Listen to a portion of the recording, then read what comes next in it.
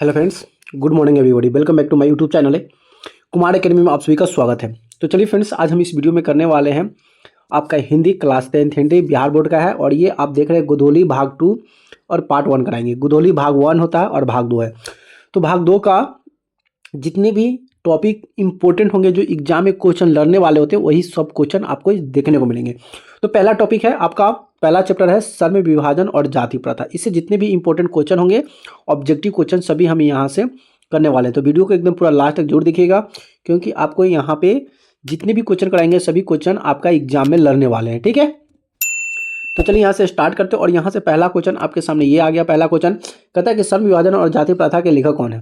सर्व विभाजन और जाति प्रथा का जो लेखक है कौन है, तो देखिए आपको पता चलेगा कि जाति प्रथा का जो लेखक है, ये आपका जाति से जितने रिलेटेड आएंगे वो आपका बाबा साहब भीमराव अम्बेडकर। कौन होंगे? बाबा साहब भीमराव अम्बेडकर हो जाएंगे। ठीक है, यानी कि बी द राइट आंसर हो जाएगा। नेक्स्ट क्वेश्चन आपके सामने ये रहा। नेक्स्ट क्वेश्चन क्या कहता है कि डॉक्टर अंबेडकर के पिताजी का क्या नाम था। तो डॉक्टर पिताजी का नाम था, यहाँ पे है रामदेव सकपाल, रामजी सकपाल, राम किशुन सकपाल, राधे राम सकपाल। बताइए इसका आंसर क्या होगा। तो इनके पिताजी का अगर नाम बोलेंगे तो ये रामजी सकपाल था। क्या था? रामजी सकपाल। रामदेव सकपाल नहीं, रामजी सकपाल। और इनके पिताजी क्या थे? तो इनको पिताजी जो थे एक स्कूल में शिक्षक थे। क्या थे? स्कूल में एक शिक्षक थे इनके पिताजी। क्या?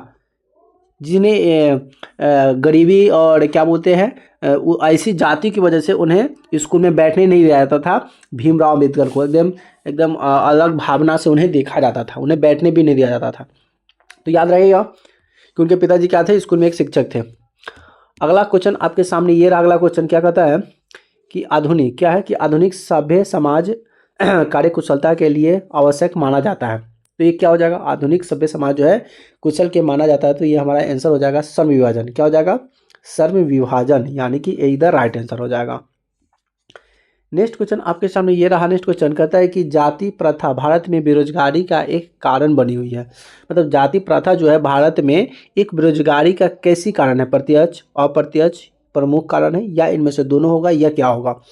तो इसकी आंसर की अगर बात करेंगे तो इसका जो आंसर है, देखिए अगर जाति प्रथा जो है ना, एक प्रत्यक्ष भी कारण है और एक प्रमुख भी कारण है, यानी कि दोनों तरह के, यानी कि ए और बी दोनों आंसर सही हो जाएगा। ठीक है, नेक्स्ट क्वेश्चन आपके सामने ये रहता है। नेक्स्ट क्वेश्चन क्या कहा कि मूक नायक है। ये मूक नायक क्या है?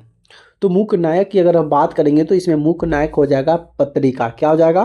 पत्रिका जो है इसका मूक नायक है, यानी कि बी द राइट आंसर हो जाएगा। नेक्स्ट क्वेश्चन आपके सामने ये रहा। नेक्स्ट क्वेश्चन क्या कहता है कि डॉक्टर भीमराव अंबेडकर की मृत्यु कब और कहाँ हुआ था। डॉक्टर भीमराव की अम्बेडकर, देखिए ये सभी क्वेश्चन जो है, ये सभी क्वेश्चन वीवीआई क्वेश्चन है, जो कि बार बार एग्जाम में रिपीटेड होते हैं, पूछा भी जाता है। भीमराव अंबेडकर की मृत्यु कब और कहाँ हुआ था। तो भीमराव अंबेडकर की मृत्यु जो हुआ था ये 1956 में हो गया था। और ये दिल्ली में उनका निधन हुआ था। कहाँ पे हुआ था? 1956 में दिल्ली में हुआ था, यानी कि ये इधर राइट आंसर हो जाएगा। नेक्स्ट क्वेश्चन आपके सामने ये रहा। नेक्स्ट क्वेश्चन कहता है कि डॉक्टर भीमराव अंबेडकर का जन्म क्या हुआ था। इसके पहले आपने पढ़ लिया मृत्यु की 1556 में दिल्ली में हुआ था। अब पूछा जाएगा कि इनकी जन्म के बाद पूछ लिया कि इनका जन्म कब हुआ था। तो जन्म इनका हुआ था आपका 14 अप्रैल को हुआ था। कब हुआ था? 14 अप्रैल। लेकिन यहाँ पे सभी जगह पे 14 अप्रैल है, लेकिन याद रखना है 14 अप्रैल 1891। कब हुआ था? 14 अप्रैल 1891। उसके बाद इनकी मृत्यु हुआ था 1956। ठीक है, कहाँ पे हुआ था? दिल्ली में इसकी मृत्यु हुआ था। और जन्म हुआ था आपका मध्य प्रदेश में हुआ था, महू मध्य प्रदेश, याद रखिएगा। जन्म की बात बोला है ना, तो ये 1891 कहाँ पे? मध्य प्रदेश में हुआ था। मध्य प्रदेश का एक गांव है जिसका नाम है महू। क्या है?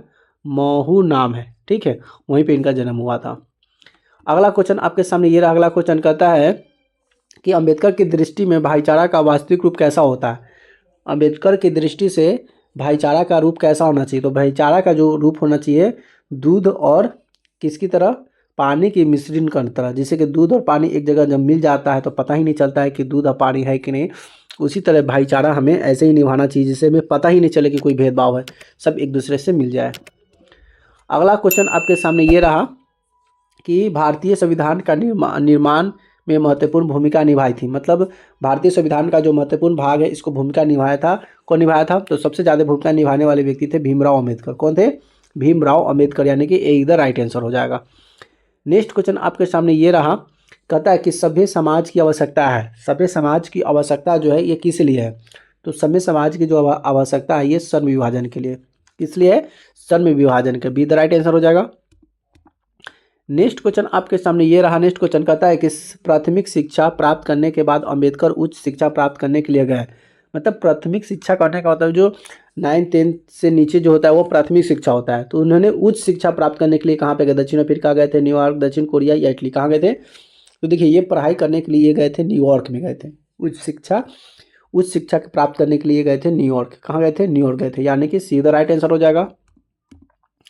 नेक्स्ट क्वेश्चन आपके सामने ये रहा। नेक्स्ट क्वेश्चन क्या कहता है कि अंबेडकर चिंतन और रचनात्मक के लिए प्रेरक व्यक्ति थे।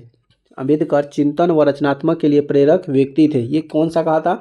तो इन्होंने प्रेरक व्यक्ति थे ये बुद्ध, कबीर और ज्योतिबा फुले, ये सभी था। ठीक है, यानी कि डी इधर राइट आंसर हो जाएगा। नेक्स्ट क्वेश्चन आपके सामने ये रहा। नेक्स्ट क्वेश्चन क्या कहता है कि जाति पाति तोड़कर मंडल भाषण लाहौर में कब हुआ था? मतलब जाति पाति तोड़क मंडल, जाति पाति तोरण मंडल जो लाहौर में जो ये हुआ था, ये कब हुआ था? तो ये हुआ था 1936 में हुआ था। कब हुआ था? 1936 में हुआ था। सी द राइट आंसर हो जाएगा। नेक्स्ट क्वेश्चन आपके सामने ये रहा। नेक्स्ट क्वेश्चन क्या कहता है कि श्रम विभाजन और जाति प्रथा क्या है? श्रम विभाजन, ये भी क्वेश्चन जो भी आई है भाई पूछ लेता है बच्चे, बहुत सारे बच्चे इसमें फंस जाते हैं कि जाति श्रम विभाजन और जाति प्रथा है क्या? क्या यह कहानी है, भाषण है, निबंध है, क्या है? तो देखा जाए तो जाति प्रथा और ये श्रम विभाजन एक निबंध है। क्या है? एक निबंध है। ये भाषण नहीं है, कहानी नहीं है, निबंध है। क्या है? निबंध है, यानी कि सी द राइट आंसर हो जाएगा। नेक्स्ट क्वेश्चन आपके सामने ये रहा। नेक्स्ट क्वेश्चन क्या कहता है कि निम्नलिखित रचनाओं में से कौन सी रचना डॉक्टर अंबेडकर की है? मतलब इसमें से कौन सा लिखा हुआ है जो डॉक्टर भीमराव अंबेडकर द्वारा लिखा गया है? बताइए इसमें कौन है? The caste in India, the unvested, the तो देखिए इसमें आपका देखा जाए ना तो देखिए द कास्ट ऑफ इंडिया भी किसने लिखे हैं? ये डॉक्टर भीमराव अंबेडकर ने। द अनचेटेबल हु आर द, ये भी लिखे डॉक्टर राजेंद्र प्रसाद ने। हु आर शूद्रज, ये भी भीमराव अंबेडकर ने लिखे हैं। यानी कि इनमें से सभी जो बुकें हैं, ये सभी जो बुक लिखे हैं किसने लिखे हैं? डॉक्टर भीमराव अंबेडकर ने लिखे हैं। इसीलिए हमें इनका बुक पढ़ना चाहिए। बुक पढ़ने से बहुत कुछ सीखने को मिलता है। ठीक है, तो ये इंपॉर्टेंट है, इसको याद कर लीजिएगा। नेक्स्ट क्वेश्चन आपके सामने ये रहा कि आधुनिक सभ्य समाज श्रम विभाजन की आवश्यक क्यों मानते थे? आधुनिक सभ्य समाज विभाजन आवश्यक क्यों माना जाता था? क्या कार्य कुशल के लिए, भाईचारा के लिए, रूढ़िवादी धारणा के लिए, यानी में से कोई नहीं था? आंसर क्या हो जाएगा? तो आधुनिक सभ्य समाज जो श्रम विभाजन मानते थे ये कार्य कुशलता के लिए, कार्य में बांट देते थे ताकि आदमी जो है अपना अपना काम कर ले, इसलिए आधुनिक सभ्यता श्रम विभाजन था।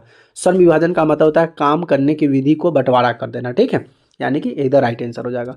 नेक्स्ट क्वेश्चन आपके सामने ये रहा। नेक्स्ट क्वेश्चन क्या कहता है कि श्रम विभाजन और जाति प्रथा पाठ बाबा साहेब किस भाषा में संपादित अंश है? मतलब श्रम विभाजन और जाति प्रथा जो ये पाठ है बाबा साहेब किस भाषा में लिखे हुए हैं, किस भाषा में इंगित किया गया है? तो इंगित की अगर बात करेंगे तो ये था आपका एनिहिलेशन ऑफ कास्ट। क्या हो जाएगा? एनिहिलेशन ऑफ कास्ट हो जाएगा, यानी कि सी द राइट आंसर हो जाएगा। चलिए नेक्स्ट क्वेश्चन आपके सामने ये रहा। कहता कि अंबेडकर ने भाषण एलियंस ऑफ द कास्ट को किसने हिंदी में रूपांतरित किया था? अंबेडकर भाषण एलियंस जो ऑफ कास्ट जो लिखे हुए थे इसको हिंदी रूप में प्रकाशित किया था, रूपांतरण किया था। ये किसने किया था? तो हिंदी में जो रूपांतरण किया था ये ललाई सिंह यादव किया था। किसने किया था? ललाई सिंह यादव, यानी कि इसका आंसर ए हो जाएगा। क्या हो जाएगा? ए हो जाएगा। ठीक है, ललाई सिंह यादव। क्या हो जाएगा? ललाई सिंह यादव। नेक्स्ट क्वेश्चन आपके सामने ये रहा। नेक्स्ट क्वेश्चन कि अंबेडकर का जन्म किस परिवार में हुआ था? अंबेडकर का जो जन्म था, इनका जन्म जो था कैसे परिवार में हुआ था? क्या ब्राह्मण, क्षत्रिय, दलित या कैसे? तो इनका जो परिवार में जन्म हुआ था ये दलित परिवार में हुआ था। कहाँ पे हुआ था इनका जन्म? दलित परिवार। कैसी परिवार? दलित परिवार में हुआ था। ठीक है, चलिए अगला क्वेश्चन चलते हैं। अगला क्वेश्चन आपके सामने ये रहा। अगला क्वेश्चन क्या कहता है कि लेखक को इस युग में कहाँ विडंबना दिखाई दिया? लेखक को इस युग में कहाँ विडंबना दिया? जाति में, नारीवाद, विविधवाद और व्यक्तिवाद, किस में दिखाई देता है? तो इसका जो आंसर हो जाएगा आपका जातिवाद उनको दिखाई देता है। किसको दिखाई देता है? उनको जातिवाद। लेखक का जो विडंबना, लेखक की अगर बात करें तो लेखक कौन हो जाएगा? लेखक आपका हो जाएगा B.R. अम्बेडकर। कौन सा हो जाएगा? डॉक्टर भीमराव अम्बेडकर। डॉक्टर भीमराव अम्बेडकर। ठीक है, अगला क्वेश्चन आपके सामने ये रहा। अगला क्वेश्चन कहता है कि डॉक्टर अंबेडकर के माता का नाम क्या था? डॉक्टर अंबेडकर के जो माता जी थी उन माता जी का नाम क्या था? तो उनकी माता की नाम था भीमाबाई। कौन था नाम था? भीमाबाई नाम था। और पिताजी का नाम क्या था? रामजी पाल, क्या था, रामजी पाल, याद रखिएगा। और माता जी का नाम था भीमाबाई, ठीक है। चलिए नेक्स्ट क्वेश्चन आपके सामने ये रहा। नेक्स्ट क्वेश्चन कहता है कि डॉक्टर अंबेडकर ने पीएचडी की उपाधि कब धारण की थी। डॉक्टर भीमराव अंबेडकर ने पीएचडी की जो उपाधि धारण उनको मिला था, ये कब मिला था पीएचडी, तो ये उनको किए थे 1916 में। कब, 1916 में पीएचडी किए थे। उनको एक नाम के पहले टाइटल मिल गया था। पीएचडी करने के बाद क्या होता है, प्रोफेसर का जॉब होता है, प्रोफेसर का काम होता है। जब वो पीएचडी कर लिए तो उनके नाम के पहले डॉक्टर लग गया। पहले था अंबेडकर, अब उनका नाम लग गया डॉक्टर अंबेडकर। जैसे कोई व्यक्ति पीएचडी कर लेता है तो उसके नाम के पहले डॉक्टर लग जाता है, ठीक है। अगला क्वेश्चन आपके सामने कि लेखक की दृष्टि से विडंबना की बात क्या है। तो अभी पता है जातिवाद की पोषक की कमी नहीं है, तो ये तो जातिवाद तो है ही, लेकिन यहाँ पर बोला है कि विडंबना की बात है। तो विडंबना की अगर बात करेंगे तो यहाँ पे कमी नहीं है, तो वही क्या बात है, जातिवाद की विडंबना की काम नहीं, यानी कि ये इधर राइट आंसर हो जाएगा। नेक्स्ट क्वेश्चन आपके सामने ये रहा। नेक्स्ट क्वेश्चन क्या कहता है कि लेखक की दृष्टि में आदर्श समाज कैसा होना चाहिए। लेखक की दृष्टि में आदर्श समाज होना चाहिए जिसकी स्वतंत्रता हो, ये भी बात थी, समानता और भावना, ये भी सही है। जिसमें सभी धनी हो, ये तो भाई धनी होना जरूरी नहीं है। जिसमें सभी पढ़े लिखे हो, ये आदर्श समाज थोड़ा सा वो भी नहीं चलेगा। जिसमें सभी स्वच्छ, ये भी बात सही नहीं है। लेखक की दृष्टि आदर्श समाज कैसा होना चाहिए, तो लेखक की दृष्टि समाज होना चाहिए जिसमें स्वतंत्रता, आज़ादी हो, सब समानता हो और मातृभूमि की भावना हो, यानी कि इसका आंसर ए हो जाएगा, ये इधर राइट आंसर हो जाएगा। नेक्स्ट क्वेश्चन आपके सामने ये रहा। नेक्स्ट क्वेश्चन क्या कहता है कि लेखक बेरोजगारी का प्रमुख और प्रत्यक्ष कारण किसे मानते हैं। लेखक जो थे बेरोजगारी का प्रमुख और प्रत्यक्ष कारण किसे मानते थे लेखक। तो लेखक की अगर बात करेंगे तो ये मानते थे जाति प्रथा को। किसे मानते थे, जाति प्रथा को बेरोजगारी मानते थे। क्या सही बात है, जाति प्रथा ही में तो सब बढ़ गया। जात पर किसी को जल्दी जल्दी काम भी नहीं देता है, ये जात वो जात पढ़े लिखे नहीं होते, इसलिए तो ये सब मुख्य कारण था जाति प्रथा, ठीक है। नेक्स्ट क्वेश्चन आपके सामने ये रहा। नेक्स्ट क्वेश्चन कहता है कि young the caste in India their mechanism किनकी रचना है। अब ये इसके पहले थोड़ा सा अब एग्जाम्पल में आपको हम बताएं कि किसने लिखा है, तो इसके लेखक है भीमराव अम्बेडकर। कौन है, इसके लेखक है भीमराव अम्बेडकर ने लिखे हैं द कास्ट। क्या इंग्लिश में भी लिखा रहेगा द कास्ट, ऐसे लिखा होगा कास्ट इन इंडिया, ठीक है। तो यू आप समझ जाइएगा, हिंदी इंग्लिश रहेगा तो यू समझ जाइएगा। तो द कास्ट इन इंडिया के लेखक कौन थे, भीमराव अम्बेडकर, ठीक। चलिए नेक्स्ट क्वेश्चन आपके सामने ये रहता है। नेक्स्ट क्वेश्चन कहता है कि आर्थिक पहलू से भी जाति प्रथा है। आर्थिक पहलू से भी जाति प्रथा है, तो जाति प्रथा क्या हो जाएगा आर्थिक पहलू से। तो ये सबसे देखिए, आर्थिक पहलू से जाति प्रथा लाभदायक होगा जी, बिल्कुल नहीं होगा, ये हानिकारक हो सकता है। क्या है, जाति प्रथा सबसे बड़ी हानिकारक चीज़, यानी कि बी द राइट आंसर हो जाएगा, ठीक है। नेक्स्ट क्वेश्चन आपके सामने ये रहा। नेक्स्ट क्वेश्चन कहता है कि डॉक्टर भीमराव अंबेडकर का जन्म कहाँ हुआ था। इसके पहले भी क्वेश्चन आया था, क्वेश्चन में आपको बताए थे कि उनका जन्म कहाँ हुआ था। उनका जन्म हुआ था 1816 में हुआ था। उनकी मृत्यु 1956 में हो गया था, ठीक है। कब हो गया था, 1956 में हो गया था। और उनकी जन्म जो हुआ था महू मध्य प्रदेश, कहाँ पे हुआ था, महू मध्य प्रदेश। और कब हुआ था, तो ये हुआ था 1816 में हुआ था। कब हुआ था, 1816, याद रखिएगा, ठीक है। मोस्ट इंपॉर्टेंट क्वेश्चन है। चलिए नेक्स्ट क्वेश्चन आपके सामने ये रहा। नेक्स्ट क्वेश्चन क्या कहता है कि डॉक्टर अंबेडकर ने किस पत्रिका का संपादित किया था। डॉक्टर अंबेडकर ने किस पत्रिका का संपादित किया था, तो बताइए इसका संपादित क्या होगा। क्या उज्जवल भारत, उड़ता भारत, या बहिष्कृत भारत, या पुरस्कृत भारत। इसका संपादन किया था, तो डॉक्टर भीमराव अंबेडकर ने संपादित किया था बहिष्कृत भारत। क्या, बहिष्कृत भारत का संपादन किया था, ठीक है, यानी कि सीधा राइट आंसर हो जाएगा। चलिए लास्ट और आखिरी क्वेश्चन आपके सामने ये रहा। लास्ट और आखिरी क्वेश्चन चैप्टर का कि भारतीय संविधान का निर्माता के रूप में हम किन्हें जानते हैं। इसका आंसर आपको क्या करना है, कमेंट में देना है, क्योंकि जितना क्वेश्चन बताएं सभी क्वेश्चन क्या है, ये VVI क्वेश्चन है जो कि आपको एग्जाम में आते हैं। क्या आते हैं, एग्जाम में आपको देखने को मिलते हैं।